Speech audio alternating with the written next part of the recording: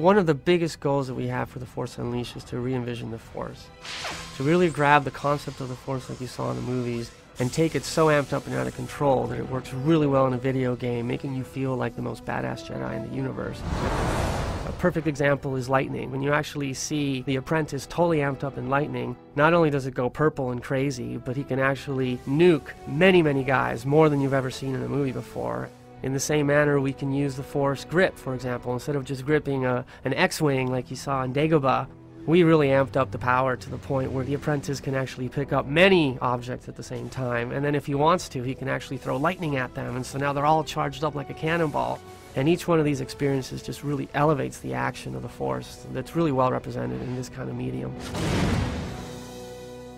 My favorite part of the combat for The Force Unleashed 2 is that the sabers actually matter. You now carry 2 instead of 1. And not only does that look impressive, because you have twice as much weaponry as you used to, but it really allowed us to evolve the combat system and the way you interact with the enemies. The number of hits you're able to achieve on a given target are obviously much faster now with being able to do 2 hits. You'll also be able to do a dual lightsaber throw.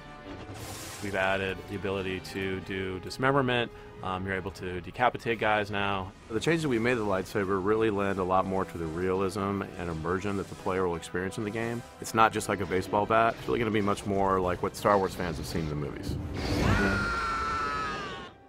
We've also added some unique Force powers that didn't exist before. We have a brand new Force power in the game, which is sort of an Unleashed version of Jedi Mind Trick. We've sort of reimagined it for the Unleashed franchise. These aren't the droids you're looking for. These aren't the droids we're looking for. We took it to the next level. You basically get a trooper and you turn him into your ally, and what he'll do is he'll turn around to attack other troopers. They actually might get so confused that they'll try to commit suicide. I can't do this anymore! They go so crazy, you can actually have them go into a bunch of other troopers and explode, and they all just fly into the air because it's basically a bomb. So another way that we really expose the amped up, out of control Force powers, the re-envisioning the Force, is with Force Fury. All of your powers go, if they were 10, now they're 100. For example, you can actually grab AT-STs and crush them into a ball and then use lightning against them and turn that into a cannonball that you can throw against other enemies. Or you can use another power we call Force Repulse. When you let it go, it literally disintegrates all the guys and turns them into vapor. With this Force Fury mode, they really give this new definition to what it feels to be unleashed in the game. Another feature that we really worked on to improve the interaction with the world is the combat system from a perspective of targeting.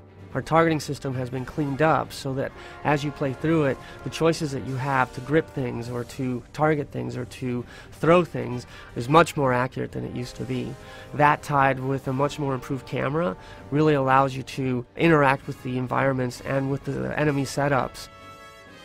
We wanted to make sure that enemies that you fought mattered. We've specifically designed enemies not only to have very different visual characteristics, but also we've designed very specific units to have resistances to saber combat. We have units that have very specific resistances to Force powers. As you progress and become more and more powerful, you will find more and more powerful enemies. For example, the Gorog, this big ape monster-type creature that you have to use very specific Force powers in order to defeat. Another one to note is this big Titan spider, 4-legged creature that very much attacks you in ways that are very different than the Gorog, so you have to use different Force powers to defeat him. It's amazingly fun to actually grab the Force and play with it like it's never been done before.